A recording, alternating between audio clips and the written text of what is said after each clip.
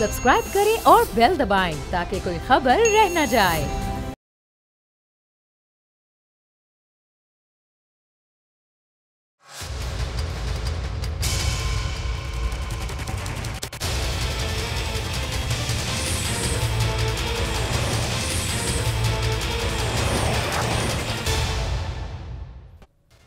अस्सलाम वालेकुम, आप देख रहे हैं प्रोग्राम बस बहुत हो गया। मैं हूं अरबाब जहांगीर और मुल्क की मौजूदा सूरत हाल को अगर देखें तो लगता है कि वजीर आजम इमरान खान बिल्कुल ठीक कहते हैं कि ये साल पाकिस्तान के ऊपर जाने का साल है, ये तरक्की का साल है।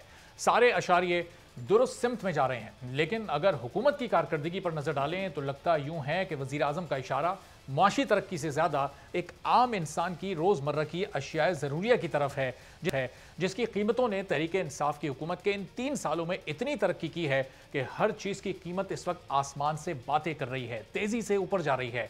55 रुपए किलो मिलने वाली चीनी अब डबल होकर 110 रुपए किलो हो गई है।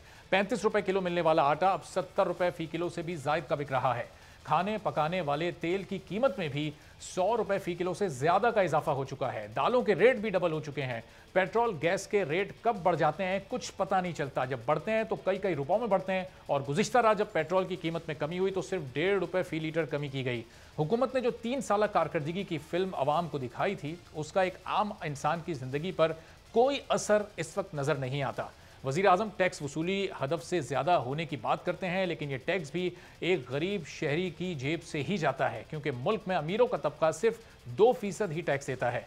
पेट्रोल महंगा हो, आटा चीनी महंगी होती रहे, डॉलर के रेट बढ़ते रहें, मुल्क में महंगाई आसमान को छूती रहे, लेकिन वजीर आजम और उनकी हुकूमत माफिया के सामने भी बेबस होने का अक्सर बताते हैं। लेकिन ये कैसी बेबसी है कि उसी माफिया को सब्सिडी भी मिल जाती है, माफिया मनमाने रेट मुकर्रर भी कर देती है और हुकूमत का एक्शन सिर्फ दावों की हद तक ही महदूद रहता है। फिर कमीशन बनता है, कमेटी बनती है और फिर हाथ पर हाथ रखकर बैठ जाते हैं कि अब आगे किसने पूछना है। लगता यूं है कि तहरीक इंसाफ की हुकूमत की सबसे बड़ी स्ट्रेंथ उसके बुजुर्ग की टीम, पार्टी कारकुन, इत्तेहादी या कमज़ोर और बिखरी हुई अपोजिशन नहीं बल्कि गरीब आवाम है जो हुकूमत को टैक्स भी दे रहे हैं, महंगाई भी बर्दाश्त कर रहे हैं, बेरोजगार हैं, लेकिन शिकवा भी करते नजर नहीं आते क्योंकि शायद उन्हें अब अंदाजा हो गया कि पिछली हुकूमतों की तरह तहरीक इंसाफ की हुकूमत की तरजीह भी आम आवाम नहीं बल्कि सिर्फ और सिर्फ अपनी सियासत है। हुकूमत की इस वक्त सबसे ज़्यादा बड़ी परेशानी आइंदा आने वाले इंतखाबात और इलेक्ट्रॉनिक वोटिंग मशीन है।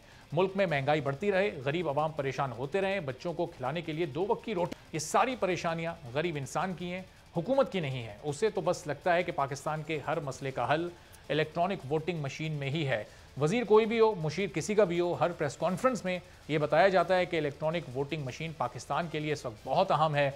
Babar Awan electronic voting machine हर कमेटी में दिखाने के लिए तैयार हैं, लेकिन मुल्क में महंगाई कितनी बड़ी है ये दिखाने को और इस पर बात करने को वो तैयार नहीं है। क्योंकि हुकूमत ईवीएम कोई हर मसले का हल समझती है। क्या ईवीएम के आने से महंगाई रुक जाएगी? और अब जो 3 साल कारकर्दगी हुकूमत ने पेश की है इस पर अपोजिशन जमातों को, खासतौर पर नून लीग को, क्योंकि अपोजिशन की सबसे बड़ी जमात वही है, उसको क्या तहफ़्फ़ुज़ात हैं?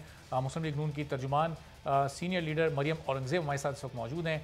उनसे ही जानते हैं कि इस वक्त नून लीग को क्या क्या तहफ़्फ़ुज़ात इस हुकूमत से हैं। मरियम साहब बहुत शुक्रिया प्रोग्राम के लिए, आपने वक्त निकाला। अब ज़ाहिर है हुकूमत ने 3 साल कारकर्दगी पेश की, PDM के जलसों का आगाज़ हो गया, कराची में आपने जलसा किया, एक लंबी चार्जशीट पेश की। क्या क्या तहफ़्फ़ुज़ात हैं अब इस हुकूमत की इन 3 साल कारकर्दगी पर, खासतौर पर नून लीग को? जी बिस्मिल्लाहिर्रहमानिर्रहीम। हुकूमत की कारकर्दगी तो उसको आप नई सवाल में कहेंगे। जो हुकूमत की तबाहकारी है, कारकर्दगी तो तब होती है जो कारकर्दगी के असरात नजर आए। 3 साल में मैंने एक खबर आज तक नहीं पढ़ी जिसमें ये लिखा हो कि तेल सस्ता हो गया है, बिजली सस्ती हो गई है, गैस सस्ती हो गई है, टमाटर सस्ते हो गए हैं, दवाइयाँ सस्ती हो गई हैं, आटा सस्ता हो गया है, बिजली सस्ती हो गई है, पेट्रोल सस्ती हो गई है, रुपए की कदर में ज्यादती हो गई है, वो बढ़ गई है कदर। मैंने इस तरह की कोई खबर 3 साल में अवाम के रिलीफ की मैंने नहीं सुनी। ये जरूर सुना है कि आटा 35 से 100 हो गया है, 52 से चीनी जो है वो 120 रुपए किलो चली गई है, तेल की कीमत जो है वो बढ़ गई है, रोज बिजली की कीमत बढ़ती है, दवाइयों की कीमत रोज बढ़ती है। जो दवाइयाँ मुफ्त इलाज, मुफ्त दवाइयाँ शहबाज शरीफ के वक्त में थी, आज पंजाब के अस्पतालों में एक्सपायरी स्टंटिंग हो रही है। जो लोग कोरोना से बच रहे हैं उनको गलत इंजेक्शन स्टंट लगा के उनको मारने की कोशिश की जा रही है। तो ना मईशत इनसे बची हुई है, वो भी खतरा है, ना दाखिली सूरत हाल, ना कानूनी मुल्क के अंदर की सूरत हाल, किसी चीज़ को इनसे रिलीज नहीं है, बल्कि आप लोगों की जानों को भी खतरा है इस हुकूमत। लेकिन वलीम साहब ज़ाहिर है कि वो माजी की हुकूमत को अभी तक ये कसूरवार ठहराते हैं कि आपने बिजली के महंगे मंसूबे लगाए, महंगे मुआहदे किए, इसलिए बिजली महंगी है। डॉलर को आप लोगों ने आर्टिफिशियली रोका हुआ था, इसलिए एकदम डॉलर शूट कर गया, तो उससे एक महंगाई का नया तूफान आया। चीनी का वो कमीशन बना दिया, उसकी इन्वेस्टिगेशन चल रही है, आटे की भी इन्वेस्टिगेशन चल रही है। तो इन्वेस्टिगेशन कहते हैं कि क्रेडिट लेते हैं कि उनके दौर में बनाई गई, माजी में तो कभी माफियाज के खिलाफ कोई इकदाम उठाए नहीं गए। देखिए, अगर मैं आपकी बात मान लूं एक मिनट के लिए और इनकी मान लूं कि बिजली के मंसूबे महंगे लगाए हैं, तो इन्होंने 3 साल में कौन सा मंसूबा बंद किया? आज पाकिस्तान की आवाम को अगर बिजली मिल रही है ना, तो नवाज शरीफ के लगाए हुए मंसूबों से मिल रही है, उस LNG से मिल रही है जिसमें मिफ्ता इस्माइल और शाहिद हसन अब्बासी सजाए मौत की चक्की में रह रहे हैं, और उससे 4% महंगी बिजली LNG खरीदी है इस हुकूमत ने। और जो मंसूबा लगाया है वो मंसूबे के ऊपर सजाएं भी भुगत ली हैं, इनके इल्जामात भी भुगत लिए हैं, नैब भी भुगत ली है। इन्होंने ये साबित नहीं किया, जिस वक्त LNG पाकिस्तान में पाकिस्तान मुस्लिम लीग नून की हुकूमत ने खरीदी, वो दुनिया की सस्ती तरीन LNG थी, और आज दुनिया की महंगी तरीन LNG खरीदी जा रही है। तो जो मंसूबे हमने लगाए हैं, अगर वो महंगे थे, अगर उनसे मुल्क का नुकसान हो रहा था, तो वो मंसूबों में से कितने मंसूबे मौजूदा हुकूमत ने बंद किए, जरा ये बता दूं।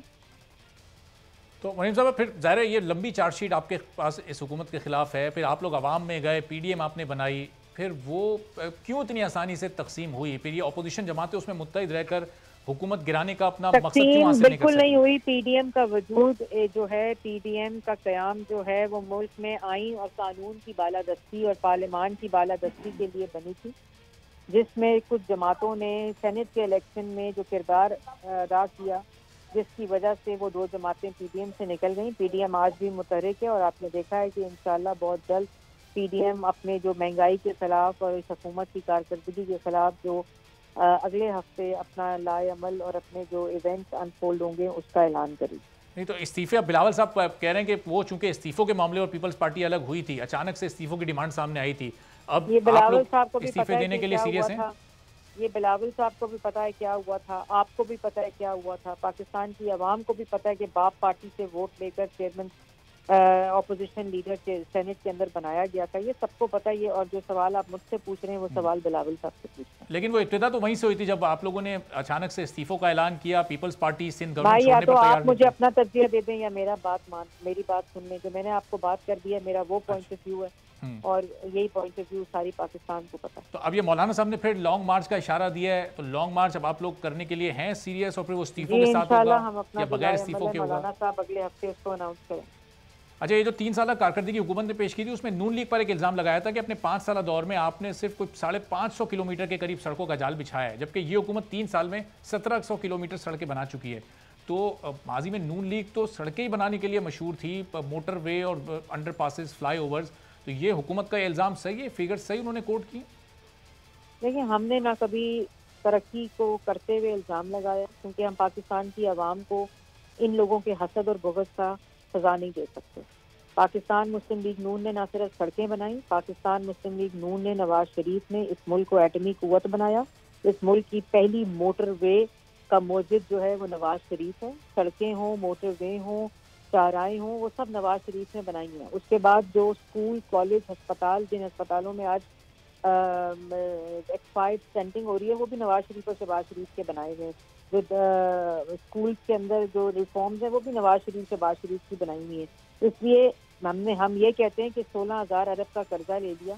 पाकिस्तान की जो पहली पब्लिक ट्रांसपोर्ट है उसकी बुनियाद भी नवाज शरीफ और शहबाज शरीफ ने रखी है, अल्हम्दुलिल्लाह। इसलिए ना हम इस तरह के जो बुग़्ज़ में और हसद में ये मुब्तला हैं, हम पाकिस्तान की आवाम को ना कभी इन चीज़ों को सियासत का करेंगे। हाँ, ये ज़रूर है कि 1 अरब में शहबाज शरीफ ने 4 मेट्रो बनाई थी, वहाँ 126 अरब में सिर्फ मेट्रो के खड्डे हैं, और जो मेट्रो चली है वो मेट्रो का नुकसान कितना है और उसको कितनी दफ़ा आग लगती है, हम ये ज़रूर कहेंगे, क्योंकि वो पाकिस्तान की आवाम के पैसों का ज़िया है। कि आपने अपनी हुकूमत में ये चीज़ें कंट्रोल कैसे की हुई थी, कीमतें? ये हुकूमत सारी कोशिशों के बावजूद नहीं कर पा रही। आटा, चीनी, नून लीग के दौर में किस तरह से कंट्रोल था? ये कोई फॉर्मूला अगर आप हुकूमत को बता सकें ताकि आवाम को रिलीफ मिल सके थोड़ा। क्योंकि अवाम का वोट लेकर आई थी पाकिस्तान मुस्लिम लीग नून, फॉर्मूला यही होता है। जब अवाम के वोट चोरी होते हैं तो फिर आटे की यही कीमत होती है जो आज है। जब अवाम का वोट चोरी होता है तो फिर चीनी, बिजली, गैस, दवाई की यही कीमत होती है। लेकिन जब अवाम के वोट लेकर आते हैं तो दिन रात मेहनत करके अवाम को रिलीफ देने की पॉलिसीज बनती है, ना कि अपने लाए हुए ATMs और माफियाज की जेबें भरने के लिए पॉलिसीज बनती हैं। फर्क सिर्फ वोट की इज्जत और असल वो पाकिस्तान की आवाम के मुंतखब नुमाइंदों का है। सही, चलें बस आखिर में मरियम साहब ये बता दिएगा, आज मरियम नवाज साहबा ने कहा कि मियाँ साहब जब ज़रूरी समझेंगे वापस आएंगे, तो वो कब ज़रूरी समझेंगे? कोई इरादा उनका है आने का इस साल इलेक्शन से पहले या 2023 के इलेक्शन से पहले वापस आएंगे? जब पाकिस्तान मुस्लिम लीग नून और नवाज शरीफ साहब चाहेंगे तो वो पाकिस्तान वापस आएंगे अपने इलाज मुकम्मल होने के बाद। बहुत बहुत शुक्रिया मरियम औरंगज़ेब साहबा, मुस्लिम लीग नून की तर्जुमान गुफ्तगू कर रही थी और कह रही थी जब मियाँ साहब ख़ुद समझेंगे, बेहतर समझेंगे, उनका इलाज मुकम्मल हो जाएगा तब वो वापस आएंगे। और जो कीमतें कंट्रोल करने से मुतालिक उन्होंने कहा कि चूँकि नून लीग की हुकूमत आवाम के वोट लेकर बनी थी इसलिए उसे आवाम का ख्याल था, और इस हुकूमत को इसलिए ख्याल नहीं है चूँकि ये हुकूमत आवाम के वोटों से नहीं आई है। पाकिस्तान तहरीक इंसाफ के रहनुमा अमजद अली खान नियाज़ी साहब हमारे साथ मौजूद हैं, उनसे ज़रा जानते हैं। अमजद साहब, इलेक्टोरल रिफॉर्म्स करने में आपकी हुकूमत इस वक्त संजीदा है, कोशिश कर रही है अपोजिशन को मनाने की, लेकिन उससे बड़ा चैलेंज आपके लिए इस वक्त महंगाई का है। पाकिस्तान तहरीक इंसाफ की हुकूमत को 3 साल मुकम्मल हो गए, उसमें शायद महंगाई में भी 3 गुना इजाफा हो गया। इस पर काबू पाने के लिए कोई पॉलिसी, कोई स्ट्रेटेजी है हुकूमत के पास? बिस्मिल्लाहिर्रहमानिर्रहीम। अरबाब, मैं आपकी एक बात से इत्तफाक नहीं करता।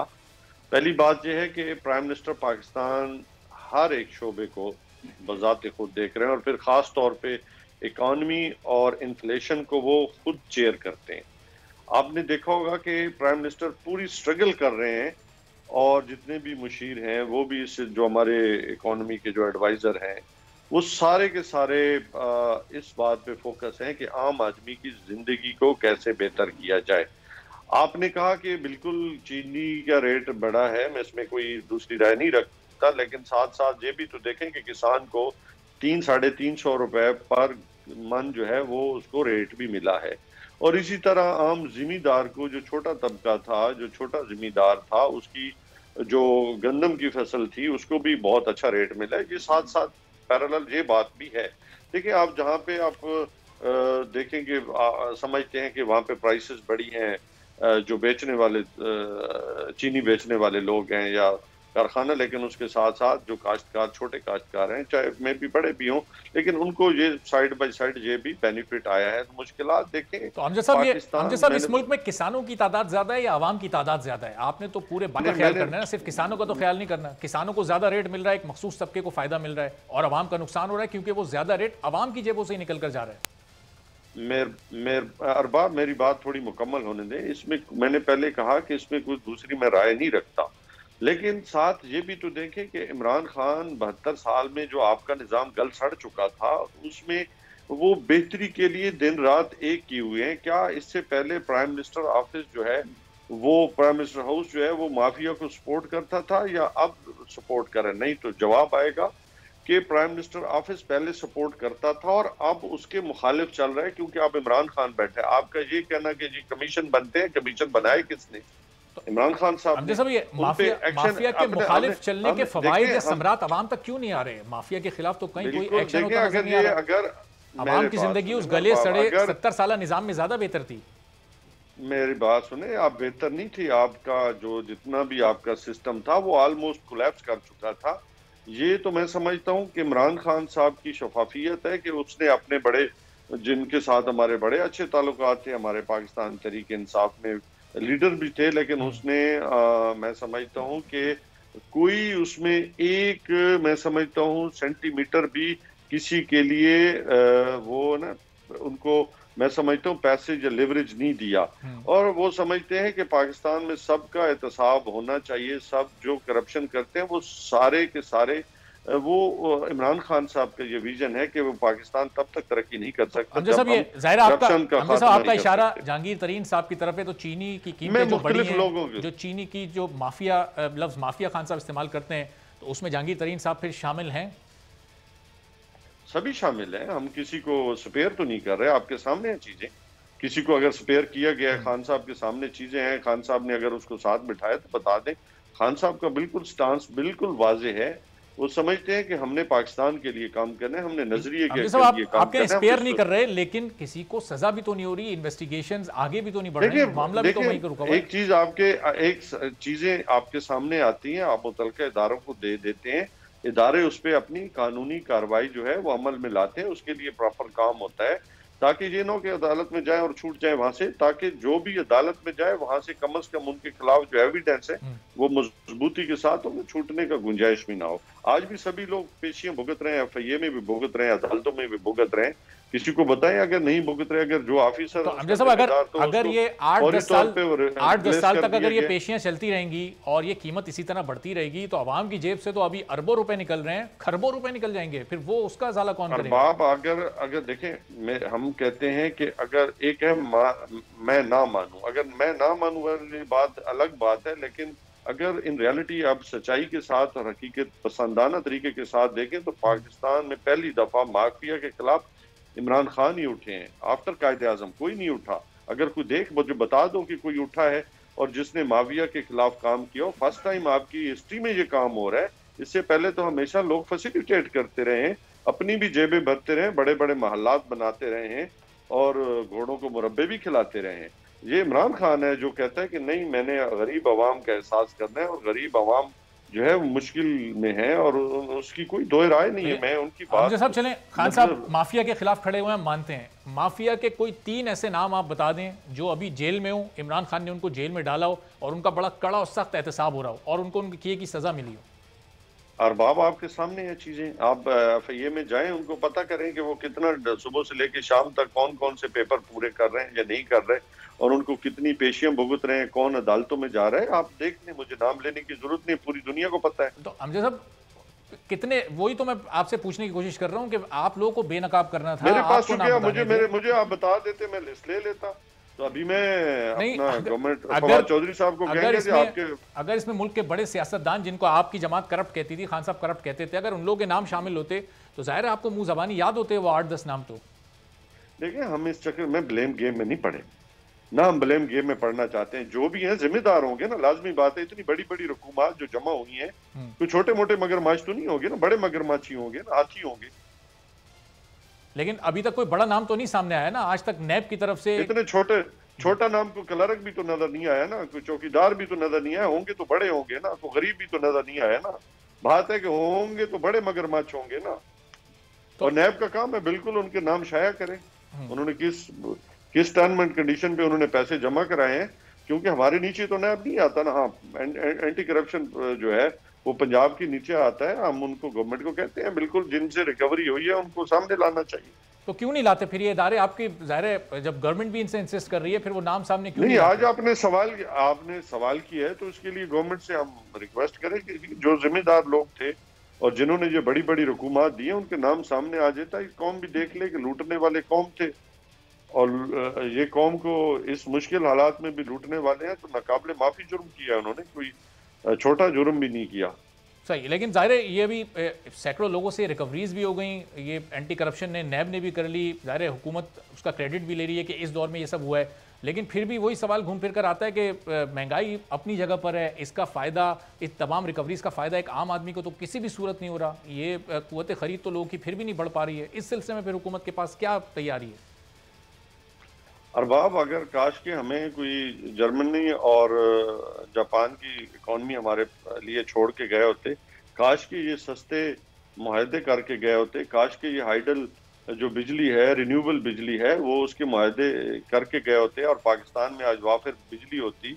आज बहुत सारे आप स्टील मिल काश के चल रही होती। आज का पीआईए आपका फुल जो है वो थ्रॉटल पे जो है दुनिया के कोने में आ जा रहा होता। रेलवे जो है आपका अगर ये तमाम इदारे इसी तरह चल रहे होते, मईशत बेहतर होती, तो आवाम आपको वोट क्यों देती? फिर तो आवाम उन्हीं को वोट देती अगर वो इतनी अच्छी कारकर्दगी दिखा रहे होते। देखिए, हम अरबाब, हमारे पास कोई कून फयकून की ताकत नहीं है कि हम कहें कि पास हो जाए। ये तो अल्लाह की जात ही है ना, जो कहता है कि पास हो जाए और हो जाता है। इंसान जो है वो कोशिश करता है। इदारों, मैंने पहले आपको कहा कि ये निज़ाम जो है ज़मीन बोस हो चुका था, इसको हम पूरी अपनी तवानाइयों के साथ इमरान खान साहब जो है इसको उठाने की कोशिश कर रहे हैं और इंशाअल्लाह ताला इसको हम बदल के रखेंगे। कोई एक दिन का ये किस्सा नहीं है, इसके ऊपर 72 तो साल साहब वो तमाम दावे जिन लोगों ने वो तमाम दावे फिर तो झूठे समझे जाएं जो खान साहब कहते थे कि हम स्टील मिल चला के दिखाएंगे। असद उमर साहब कहते थे हम स्टील मिल, आज स्टील मिल बंद कर दी है, चलाने की बातें होती थी। इसमें पेट्रोल 55 रुपए लीटर महंगा लगता था आप लोगों को। आपको पेट्रोल आप देखें, पेट्रोल को हम तो नहीं कीमत मुकर्रर के, इंटरनेशनल लेवल पे जो उसकी कॉस्ट आ रही है उसके मुताबिक लोगों तक ट्रांसफर, पूरे रीजन में आप देख लें, पूरे खिते में देख लें, जनूबी एशिया में सबसे कम कीमतें जो हैं वो इस वक्त पाकिस्तान के अंदर हैं। ये आप डॉलर प्राइस से बात कर रहे हैं या वैसे एक उस मैं डॉलर की बात कर, आप देख लें, आप रेट देख लें, प्राइस देख लें, इंडिया में क्या है, बांग्लादेश में क्या है, आपके साथ वाले ईरान में, तो चूंकि वो खुद भी पैदा करते हैं, आप बाकी ममालिक में देख लें कि वहां पे क्या पोजीशन है पेट्रोलियम मसनूआत की। थोड़ी महंगी, लेकिन अमजद साहब ये अभी क्योंकि इंडिया में अलग अलग रियासतों में पेट्रोल के अलग अलग रेट होते हैं। न्यू दिल्ली में इस वक्त पेट्रोल 98.8 रुपए लीटर है, कोलकाता में 104.9 रुपए लीटर है, मुंबई में 99.8 रुपए लीटर है। यानी अक्सर बड़े शहरों में 100 रुपए लीटर से कम वहाँ की पेट्रोल की कीमत है। तो पाकिस्तान और उसका देख लेना, 118 20 रुपए का फर्क है। देखें 20 रुपए का फर्क नहीं, पाकिस्तान रुपया कितना है और उनका रुपया कितना है। नहीं, एक भारतीय शहरी तो पाकिस्तान 90 रुपए फी लीटर पेट्रोल खरीद रहे हैं ना, वो नहीं आप देख लें, डॉलर की कीमत थोड़ी खरीद रहे हैं। पाकिस्तान को देख लें, उसका कितना फर्क है। ये डॉलर भी तो आपकी हुकूमत में डिवैल्यू हुआ है ना, लेकिन उससे पहले आपके पास डॉलर ही नहीं था। आप जितना छोड़ के गए थे साहब का हुक्मरान, आपके पास तो डॉलर ही नहीं था। ये तो बांग्लादेश में इस वक्त बांग्लादेश में 89 रुपए लीटर है पेट्रोल। तो वहां का रेट क्या है पाकिस्तानी और उसमें, वो भी देख लेना, डॉलर के साथ देख लें। तो हम तो नहीं घर से पैदा कर रहे हैं जो महंगा दे रहे हैं, हमें तो जो मिल रहा है अच्छा। उसके मुताबिक हम आवाम को पास ऑन कर रहे हैं। लेकिन अमजद साहब ये जो गैस है, सीएनजी और एलपीजी जो है, ये इसकी तो आलमी मार्केट में कीमतें नहीं बढ़ रही ना। ये अभी सीएनजी आज फिर उसमें बड़ा इजाफा हुआ है, 180 रुपए फी लीटर तकरीबन हो गई है। एलपीजी की कीमतें भी हर महीने बढ़ती हैं, फिर ये क्यों बढ़ रही हैं? अरबाब देखें, मैं पहले आपको कहा कि पाकिस्तान की अभी जैसे पेट्रोलियम मसनूआत जो है, आप लास्ट नाइट जो है वो कम हुई है, मतलब जैसे उधर से रिलीफ मिलता है हम रिलीफ दे पास ऑन करते हैं। हमने कोई अपने घरों में तो नहीं लेके जाना, हम तो पाकिस्तान की इकोनॉमी को बूस्ट अप कर रहे हैं। 3.5 पौने 4 रुपए कमी की तजवीज की थी, 1.5 रुपए अप्रूव किए खान साहब, आधी से भी कम। देखो आपकी उसके लिए आप पैसे ही देखते हैं कि आपकी इकोनॉमी कितना बोझ उठा सकती है ना, उसके हिसाब से चलते हैं। कोई अपने हिसाब से तो नहीं चलता, इकोनॉमी है उसको लेके चलते हैं। आपने फैसले करने होते हैं कि हम कितना इनको लिवरेज दे सकते हैं और कितना पास ऑन कर सकते हैं, जिसमें आप काश कि आपकी डॉक्यूमेंटेड आज इकोनॉमी होती तो आपके लिए ये मसाइल भी नहीं थे। ये तो हम कोशिश कर रहे हैं कि जितना बड़ा हम इसका बेस बढ़ाएंगे टैक्स नेट का, तो ताकि साहब एक गरीब मजदूर, एक आम आदमी जिसकी कोई 18-20 हज़ार रुपए तनख्वाह है, अब उसके लिए पाकिस्तान तहरीक इंसाफ के बाद हल क्या है? वो कैसे अपने पूरे 30 दिन गुजारे? उसको कोई बजट आप बना के दे सकते हैं जिसमें गुजारा कर सके? देखिए, अगर आप ये समझते हैं कि पाकिस्तान तहरीक इंसाफ की गवर्नमेंट कोई हाथ पे हाथ रख के नहीं बैठी, वो मुसलसल से एहसास है, इमरान खान साहब को एहसास है, इसलिए एहसास प्रोग्राम के अंदर हमने 266 अरब रुपए रखे हैं और कामयाब जवानों के अंदर हमने 40 लाख जवानों के लिए कारोबार के मौके रखे हैं। इसी तरह किसानों के लिए बेपनाह जो हैं उसके लिए मराहत रखी हैं। बहुत सारे चीजें हैं जिसको हम लेके चल रहे हैं। इंशाअल्लाह ताला हमें पूरी उम्मीद है कि हम इस कौम को, जो मैं समझता हूँ कि मुश्किल में है, हम इसको उठा लेंगे। बहुत बहुत शुक्रिया। अमजद अली खान न्याजी साहब हमारे साथ मौजूद थे। और ये हुकूमत किसी सूरत महंगाई का मलबा अपने ऊपर लेने को तैयार नहीं है, बल्कि अभी भी जिम्मेदारी गुज़िश्ता हुकूमत पर ही डाल रही है। एक ब्रेक लेते हैं और ब्रेक के बाद पीपल्स पार्टी के सीनियर रहनुमा नैयर हुसैन बुखारी साहब हमारे साथ मौजूद होंगे, उनसे गुफ्तगू होगी एक ब्रेक के बाद।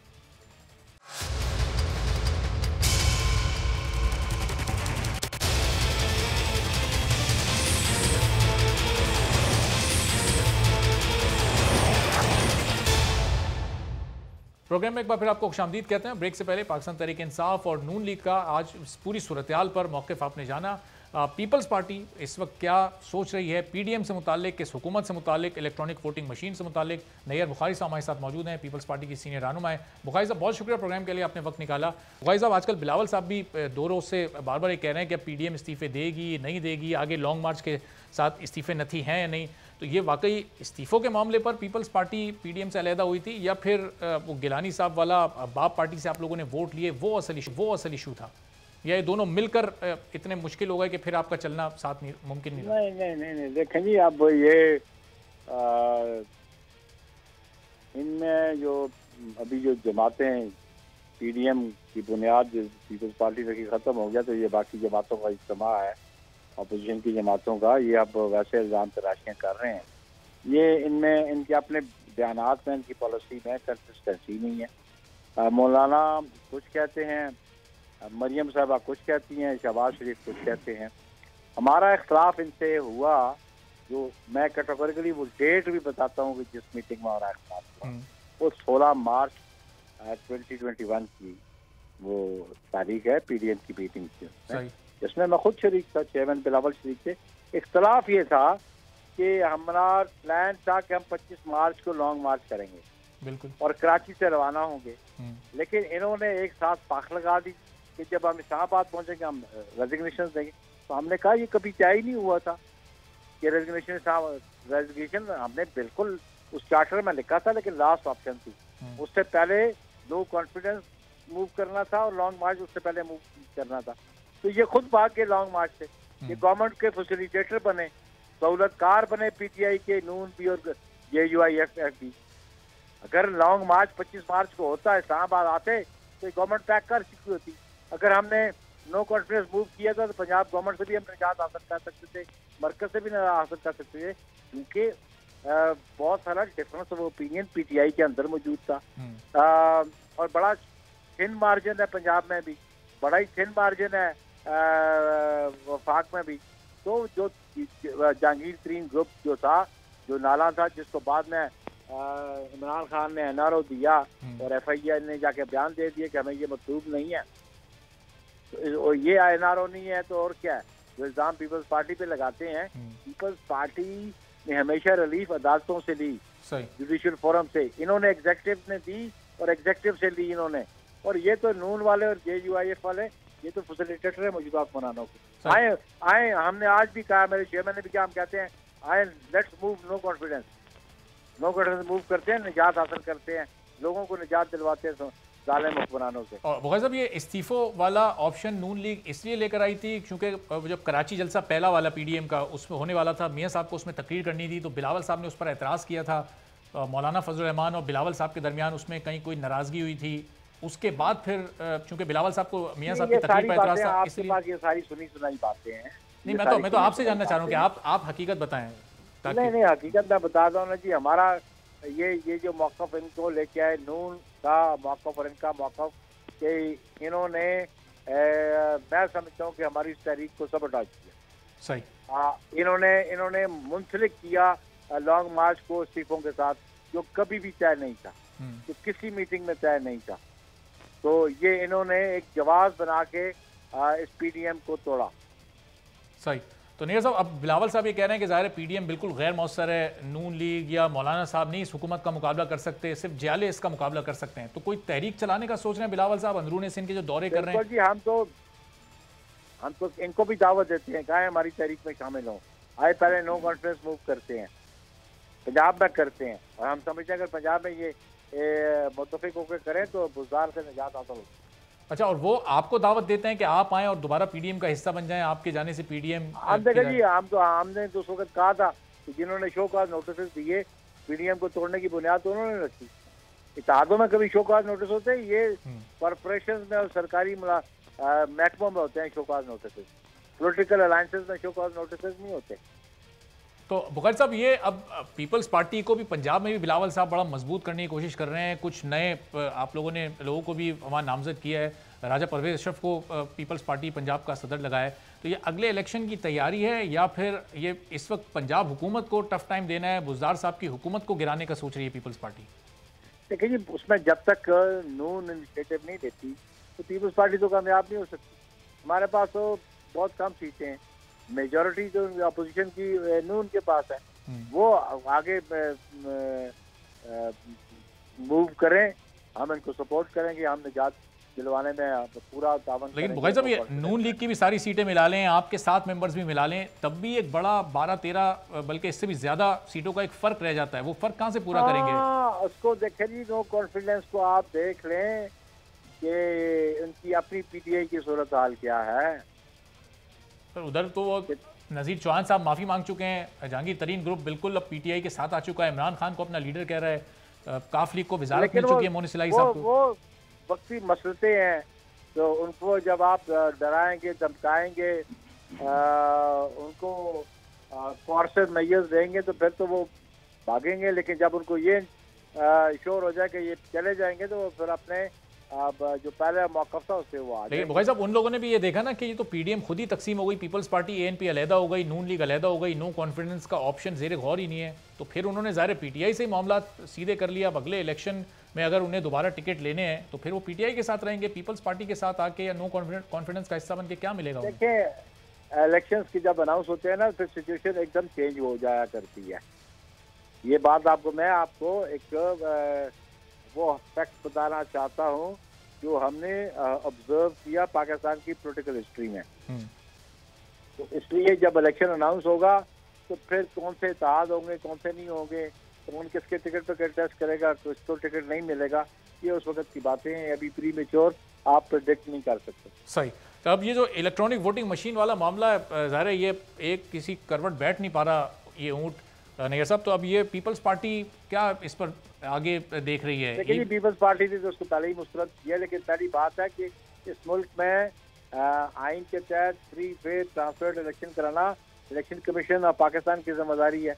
वो ही मुतमिन नहीं है, वो ही सेटिस्फाइड नहीं है जिन्होंने इलेक्शन करवाने हैं, तो बाकी पोलिटिकल पार्टी की आप क्या बात करें। लेकिन इस मशीन पर एतराज़ है पीपल्स पार्टी को या हुकूमत की इंटेंशन पर एतराज़ है? चूंकि इस मशीन से मुताल्लिक तो शिबली फराज साहब भी सफाई दे रहे हैं, बाबर अवान साहब भी क्लियर कर रहे हैं कि ये सिर्फ एक मशीन है। अवान की क्या बात करते हैं जी, वो माशाल्लाह वो बहुत लायक फायक आदमी है, बहुत सारी बातों में उनका किरदार भी रहा है, वो बड़े समझदार आदमी है बाबर अवान साहब। बात यह है कि इलेक्शन कमीशन को मुतमईन करना बहुत जरूरी है। लेकिन हम समझते कि इलेक्शन बुग़ैर साहब, बाबर अवान साहब बड़े कॉन्फिडेंट हैं और आज उन्होंने बड़ा वाज़े ये कहा है कि ये अगले इलेक्शन इस मशीन के तहत होगा। मुझसे ना कमेंट लें बाबर अवान साहब के बारे में, मुझसे ना कमेंट लें। आप भी जानते हैं, हम भी जानते हैं, हम एक प्रोफेशन से हैं। सही नहीं चले आप बाबर अवान साहब पे ना कमेंट करें, आप हुकूमत पे कमेंट कर दें। हुकूमत की जानिब से वो हुकूमत को रिप्रेजेंट कर रहे हैं ना, वो कह रहे हैं कि अगला इलेक्शन इसी मशीन से होगा। देखें जी, हुकूमत की ये बदनीति शामिल है। आरटीएस का जो फंक्शन था 2018 के इलेक्शन में, उसी किस्म का ये इसको दोबारा एनटीएम ईवीएम को इस्तेमाल करना चाहते हैं, डिजायर्ड रिजल्ट हासिल करना चाहते हैं। हम समझते हैं कि जो आईनी जिम्मेदारी इलेक्शन कमीशन की उनको स्ट्रेंथन करें, उनके जो इख्तियारात हैं एग्जीक्यूटिव उनको सबसर्विएंट हो उनके, और कोई बंदा ड्यूरिंग इलेक्शन प्रोसेस वो उनके अहकामात को इनकार न करे, जैसा कि उन्होंने सियालकोट के इंतखाबात तक किया और फिर इलेक्शन कमीशन ने इसको सेटिसाइड किया। लेकिन बुग़ैर साहब, ये रिफॉर्म लाने में आपको नहीं लगता कि ये तो फिर बड़ा वक्त लगेगा, निज़ाम को नए सिरे से यार रिफॉर्म की जरूरत नहीं है, जो लॉ है उसकी इम्प्लीमेंटेशन की जरूरत है। अच्छा, तो ये इस हुकूमत के लिए ये लॉ इतना आसान होगा इसको पास करना और इलेक्शन कमीशन को खुद अभी भी आज भी आप मीडिया का वो ऑर्डिनेंस देख के आए हैं जो उन्होंने मीडिया अथॉरिटी बनाई है, डेवलपमेंट अथॉरिटी। क्योंकि अभी हमने कश्मीर के इलेक्शन में देखा था किस तरह से अली अमीन गंडापुर को प्राइम मिनिस्टर खुद दोबारा लेकर गए थे, वहां से निकल जाने के अहकामात इलेक्शन कमीशन की तरफ से उन्हें दिए गए थे, वो सूरत हाल सबके सामने थी। देखे ना जी, वो डिफाई करते हैं ना, वो आज़ाद कश्मीर के इलेक्शन कमीशन को डिफाई किया उन्होंने, तो इनकी नीयत जाहिर होगी कि ये फ्री एंड फेयर इलेक्शन नहीं चाहते। तो बुग़ैर साहब, तो जाहिर है जब इलेक्ट्रॉनिक वोटिंग मशीन अगर नाफिज होती है उससे आपको लगता नहीं कि किसी हद तक तो बेहतरी आएगी? दुनिया में कैलकुलेट कर लें कितने मुल्कों में इलेक्ट्रॉनिक वोटिंग मशीन चलती है और कितना में कामयाब है, ये तो जरा आप रिसर्च कर लें। सवाल तो आप करते हैं लेकिन थोड़ा रिसर्च वर्क भी कर लें आप। नहीं, कोई 20 के करीब मुल्कों में इसका इस्तेमाल के बाद इस पर पाबंदी भी लगा दी गई थी, जाहिर है तजुर्बा वहाँ कामयाब नहीं रहा। इस पर रिसर्च कर लेना, इसलिए देखें इसके क्या रिजल्ट है। लेकिन जहाँ इस पर पाबंदी लगी उन्होंने भी पहले इसका तजुर्बा किया, ज़ाहिर है तजुर्बा करके इंसान फिर देखे ना, उनके तजुर्बे से अब आपको फायदा हासिल करें ना, हम भी उसी जगह पे क्यों चले जाएं? अगर वो कुएं में गिरे तो हम क्यों कुएं में गिरे? सही, लेकिन फिर जाहिर हमारे पास कोई ऑल्टरनेट ऐसा ऑप्शन भी तो मौजूद हो ऑल्टरनेट एक ही है जिस पर सब कंसेंसस के साथ एक ही ऑप्शन है। तो इस पर हुकूमत को लेकर बैठे, मुज़ाकरात करने की कोशिश करें। हुकूमत ने अभी शहबाज शरीफ साहब को तो खत लिखा है इस सिलसिले में। हम इन हुक्मरानों से कोई गुफ्तगू शरीफ नहीं करना चाहते। अच्छा, ये नॉन सीरियस लोग हैं। तो बुगाई से मुज़ाकरात किए बगैर फिर कैसे मामला हल होगा? देखें, मुज़ाकरात जो prime minister leader of house जो है उधर हाउस से आके किसी से सलाम दुआ लेने को तैयार है, उससे मुज़ाकरात करें हम। अच्छा, और अगर प्राइम मिनिस्टर खुद दावत दें, कोई पॉलिटिकल एथिक्स होते हैं, कोई मोरालिटी होती है। सही, चलें ठीक है। बहुत बहुत शुक्रिया। नैयर बुखारी साहब पाकिस्तान पीपल्स पार्टी के सीनियर रहनुमा मौजूद थे और कहते कि पीपल्स पार्टी हुकूमत से किसी भी तरह के मुज़ाकरात करने पर तैयार नहीं। एक ब्रेक लेते हैं, ब्रेक के बाद वापस आएंगे तो कोरोना वैक्सीन के हवाले से कुछ मजीद बात करें।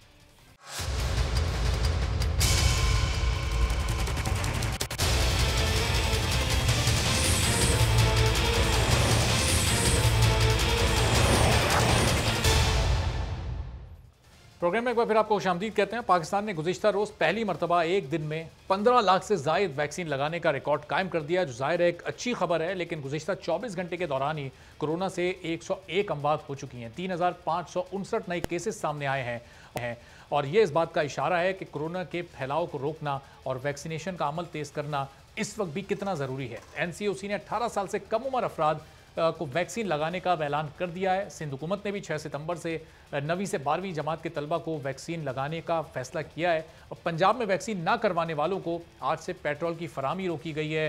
इससे पहले भी वैक्सीन ना लगवाने वालों को तनख्वाह रोकने का उनके ऐलान किया गया था। उन्हें डराया जा रहा है कि वैक्सीन ना लगवाई तो मोबाइल सिम बंद कर दी जाएगी। जुर्माने लगाने की बात भी की गई। सफरी पाबंदियाँ लगाने से मुतालिक भी अहकाम सामने आए। हुकूमत ने कितनी कोशिश कर ली लेकिन आवाम की बड़ी तादाद अब भी वैक्सीन लगवाने में किसी हद तक हिचकिचाहट का शिकार है। लेकिन सवाल यहाँ पर यह भी पैदा होता है कि जब हुकूमत शहरियों को डराती है, धमकाती है, मामूल से ज़्यादा लोग वैक्सीन लगवाने किसी सेंटर पर एक साथ पहुँच जाते हैं तो वहाँ रश बढ़ जाता है और वैक्सीन की शॉर्टेज भी अक्सर मकामात पर देखने में आई है। अब SOPs पर अमल नहीं करवाया जाता जिससे वैक्सीन लगवाने वाले वैक्सीन तो नहीं लगवा पाते, उल्टा वहाँ पर भी कोरोना फैलने के खदशात और इम्कानात बढ़ जाते हैं। इस पूरी सूरत हाल पर गुफ्तगू करते हैं। डॉक्टर फैसल महमूद साहब हमारे साथ तारुफ के मोहताज नहीं है। डॉक्टर साहब बहुत शुक्रिया प्रोग्राम के लिए, आपने वक्त निकाला। ये हमारे लोग इस कोरोना वैक्सीन को लेकर सीरियस क्यों नहीं हो रहे? अभी तक हम बहुत बड़ी आबादी को गो के कल 15 लाख लोगों को वैक्सीन लगी है लेकिन उसके लिए हमें पाबंदियों के ऐलान करने पड़ते हैं। किसी की पेंशन रोकनी पड़ती है, किसी की सैलरी रोकने की बात करनी पड़ रही है, कभी सिम बंद करने की बात होती है। खुद से लोगों में अवेयरनेस क्यों क्रिएट नहीं हो पा रही डॉक्टर साहब? जी बहुत बहुत शुक्रिया। तो इसके बहुत सारे वजूहात हैं। एक बहुत बड़ी वजह यह है कि लोग घबराते हैं वैक्सीन लगाने से। उनको लगता है कि वैक्सीन लगाने से कोई नुकसान होगा, कोई खतरा है इसके अंदर। ख़ास तौर पे हमला ख़वातीन या जिनके कोई मेडिकल मसले। एंड प्रॉब्लम यह है कि वो लोग हैं जिनके अंदर वैक्सीन से ज़्यादा अच्छा काम करती है, जिनको ये इसकी ज़रूरत है। कई लोग मेरे पास आते हैं यही पूछने के लिए वैक्सीन लगा सकते हैं नहीं लगा सकते, और बदकिस्मती डॉक्टर भी मना करते हैं कभी कभार क्योंकि उनको आगाही नहीं है कि सूरत में वैक्सीन लगानी है, किस में नहीं लगानी। तो डॉक्टर साहब, ये जो 2 लेडी डॉक्टर्स की भी पिछले दिनों उनका भी इंतकाल हुआ था और उन्होंने भी वैक्सीन नहीं लगवाई हुई थी, तो अभी तक पूरे डॉक्टर्स भी वैक्सीनेट नहीं हुए। अगर खुद डॉक्टर्स वैक्सीनेट नहीं होंगे और अगर कुछ डॉक्टर्स भी लोगों को वैक्सीन लगवाने से मना करेंगे तो जाहिर है एक आम आदमी के दिल में तो डर और खौफ बैठेगा वैक्सीन को लेकर। जी बिल्कुल, आपने सही फरमाया। मगर इसमें एक और पहलू ये भी है जो हमने देखा है कि अक्सर हमारे जो जूनियर डॉक्टर होते हैं उनको जो हामला होती हैं उनको वैक्सीन अगर वो लगाना भी चाहें तो फिर घर वाले उनको मना करते हैं। उनके शौहर या उनके जो घर वाले हैं वो कहते हैं कि नहीं वैक्सीन ना लगाएं। और ये भी बड़ा मुश्किल मरला होता है क्योंकि फिर ना सिर्फ जिसको वैक्सीन लगानी है, जिसको वैक्सीन चाहिए उनको कन्विंस करने की जरूरत पड़ती है, मगर फिर घर वालों को भी कन्विंस करने की जरूरत पड़ती है कि भाई ये वैक्सीन सेफ है। और ना सिर्फ सेफ है मगर अगर ना लगाएं तो फिर उनको जान का खतरा ज्यादा है अगर ना लगाएं। सही। और डॉक्टर साहब ज़ाहिर अभी करोड़ों लोग अब तक ये वैक्सीन कोई सिंगल डोज लगवा चुका, किसी के डबल डोज भी मुकम्मल हो चुके हैं, लेकिन अब भी 100 अमवात एक दिन में हो रही हैं, अब भी 4-4 हज़ार के करीब केसेस सामने आ रहे हैं। तो इसका मतलब लोग SOPs को भी अब सीरियस नहीं ले रहे, बहुत हद तक लोगों ने अब इसको ज़िंदगी का हिस्सा समझ लिया है और बहुत लाइट ले रहे हैं इस कोविड वायरस को, जबकि इसके ज़ाहिर है इसकी नई नई शक्लें भी सामने आ रही हैं। जी बिल्कुल, और इस बात का खतरा है क्योंकि जब भी कोई नई बीमारी आती है तो लोग डरते ज़्यादा हैं एंड ऑब्वियसली खौफ होता है, मगर अब चूंकि थोड़ी सी आम सी बीमारी हो गई है, सभी जानते हैं लोगों को जिनको कोरोना हो चुका है, ज़्यादातर लोग चूंकि ठीक हो जाते हैं, तो ये डर और खौफ के अलावा एहतियात भी लोगों ने करना छोड़ दिया है। और ये हम देखते हैं ना सिर्फ काम पे मगर बाहर भी कि जो लोग मास्क पहनते थे अब वो अक्सरियत में नहीं रहे, वो एक्चुअली कम ही लोग रह गए मास्क में। और ये बहुत अफसोस की बात है क्योंकि अस्पताल में अभी भी हम देखते हैं लोग जो कि अनवैक्सीनेटेड हैं जो आ रहे हैं और ना सिर्फ अगर मात होती है बट वो कई हफ्ते अस्पताल में रहते हैं ऑक्सीजन के ऊपर। सही। और डॉक्टर साहब इस वक्त ज़ाहिर है हॉस्पिटल्स की सिचुएशन है क्या, किस हद तक ये हॉस्पिटल्स फुल हैं, चूँकि ज़ाहिर है हर थोड़े अरसे के बाद लॉकडाउन लगाया जाता है, फिर वो केसेस कम हो जाते हैं, फिर जब लॉकडाउन ख़त्म किया जाता है फिर से केसेस बढ़ना शुरू हो जाते हैं। ज़ाहिर है ऐसा महसूस हो रहा है कि लॉकडाउन भी मुस्तकिल हल तो नहीं है, ज़ाहिर है उससे लोगों को मुआशी मुश्किलात का सामना होता है। फिर किया क्या जाए, लोगों को किस तरह से आगाही दी जाए, लोगों ने अपनी ज़िंदगी में क्या क्या चेंजेस लेकर आने हैं इस बीमारी के बाद? तो ये होता ये एग्जैक्टली आपने बिल्कुल सही फरमाया कि जैसे ही केसेस बढ़ते हैं तो लोग थोड़ा सा और एहतियात करना शुरू करते हैं, केसेस कम होना शुरू होते हैं तो लोग फिर से अपना एहतियात छोड़ देते हैं और केसेस बढ़ जाते हैं। आजकल अस्पताल में दबाव निस्बतन कम है, अलबत्ता आई थिंक ये जो लॉकडाउन लगा था कराची में उससे एकदम से रेट कम होना शुरू हो गए थे, उम्मीद इस बात की कि कम ही रहेंगे। एंड वही बात है, ये इसकी एहतियात इतनी मुश्किल नहीं है। ये वैक्सीन के अलावा मास्क पहनना, जब आप लोगों के साथ हों, लोगों से थोड़ा सा दूर रहना, बिल्कुल आपस में चिपक के ना रहना, और फिर ऑब्वियसली अगर ऐसा भी हम नहीं कह रहे कि लोगों से मिलजुल ना करें, मगर बेहतर है कि अगर लोगों से मिल रहे हैं तो बाहर मिलें, अंदर ना मिलें, या बहुत ज़्यादा लोग एक साथ ना मिलें, थोड़े से लोग मिलें। और डॉक्टर साहब ज़ाहिर है आम लोग तो फिर भी बहुत एहतियात करते हैं, लेकिन ये जो बड़ी बड़ी पॉलिटिकल गैदरिंग्स होती हैं, बड़े बड़े सियासी जलसे होते हैं जिसमें हज़ारों लोग शामिल होते हैं, इन जलसों के बाद फिर उन मखसूस इलाकों में केसेस की शरह भी बढ़ जाती है। तो ये जो हमारी सियासी एलीट है इसको भी ज़रूरत है थोड़ा सा इस बीमारी को सीरियस लेने की, क्योंकि यही लोग लॉकडाउन नाफिज कर रहे होते हैं और यही लोग उसकी खिलाफ वर्जी कर रहे होते हैं। तो इन जलसों के बाद भी हॉस्पिटल्स में ये चीज़ें रिपोर्ट हुई हैं कि केसेस की तादाद अचानक से बढ़ जाती है। जी बिल्कुल, एंड वही बात है कि इट्स नॉट जस्ट के पॉलिटिकल पार्टीज, मगर सभी लोग, जब आप देखें कि जब आप खुद अगर कोई चीज़ फॉलो ना करें तो लोग एग्जाम्पल नहीं लेते हैं। इस तरह से ऑब्वियसली जो डॉक्टर्स हैं वो एक्स्ट्रा एहतियात करते हैं, मगर मुझे बड़ा अफसोस होता है जब डॉक्टर भी बगैर मास्क के घूम रहे होते हैं, लोगों से मिल रहे होते हैं, क्योंकि अगर आप खुद एग्जाम्पल ना बने लोगों के लिए तो लोग क्यों फॉलो करें आप। और डॉक्टर साहब ये वैक्सीन को लेकर भी बहुत सारे मिथ्स लोगों के जहन में, बहुत गलत तस्वुर हैं कि कौन सी वैक्सीन लगवानी है, कौन सी नहीं लगवानी, किसके कोई क्या साइड इफ़ेक्ट्स हो सकते हैं। तो लोगों के लिए अगर आप आसान लफ्ज़ों में बताना चाहें, तमाम वैक्सीन सेफ़ हैं? ज़ाहिर WHO जिस वैक्सीन को भी रजिस्टर करती है वो हर तरह के मरीज़ के लिए सेफ़ होती है, कुछ कहीं कोई ऐसी वैक्सीन हैं जो कुछ मखसूस बीमारी वालों को नहीं लगवानी चाहिए? तो देखिए, सिंपल खुलासा ये है कि वैक्सीन अब हज़ारों लाखों के तादाद में लोगों को लग चुकी है, इसमें कोई ऐसी ख़तरनाक चीज़ अभी तक हमको नहीं मिली और नहीं हुई भी नहीं है। बहुत सारे अफवाहें सोशल मीडिया पे आते हैं, लोगों को अभी तक वो याद है जो पुराने अफवाह थे कि भाई वैक्सीन के बाद आप 1 साल में या 2 साल में मौत हो जाती है, जिसमें कोई भी सदाकत नहीं है। इसके साथ साथ अगर आपकी तबीयत ख़राब है क्योंकि आपको डायबिटीज़ है, ब्लड प्रेशर है, कैंसर है, खुदा न खास्ता, तो उन सब केसेस के अंदर वैक्सीन ना सिर्फ लगाना चाहिए, ना सिर्फ सेफ है, मगर ऐसे लोगों को तो वैक्सीन बढ़ चढ़ के लगानी चाहिए, क्योंकि खुदा न खास्ता इन लोगों को कोविड हो तो फिर ये बहुत शदीद शक्ल इख्तियार कर सकता है। ठीक है, बहुत बहुत शुक्रिया। जी कंप्लीट कर लिएगा डॉक्टर साहब। जी, तो बस मैं यही कह रहा था कि वैक्सीन लगानी चाहिए, जो भी वैक्सीन मिले आप वो लगा लें, किसी खास वैक्सीन का इंतजार ना करें, और सारी वैक्सीन सेफ ही हैं, इसमें कोई ऐसी खतरनाक चीज़ नहीं।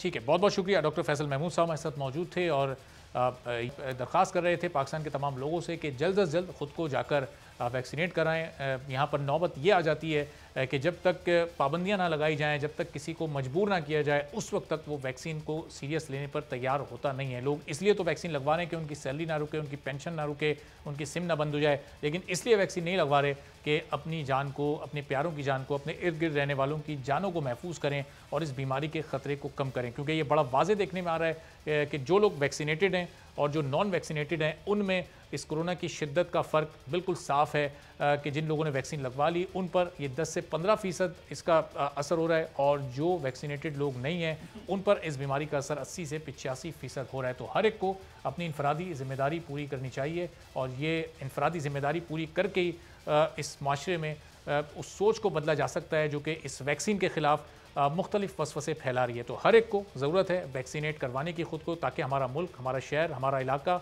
और हम घर में ख़ुद को महफूज रख सकें। आज के प्रोग्राम से इजाज़त दीजिए। अल्लाह हाफ़िज़।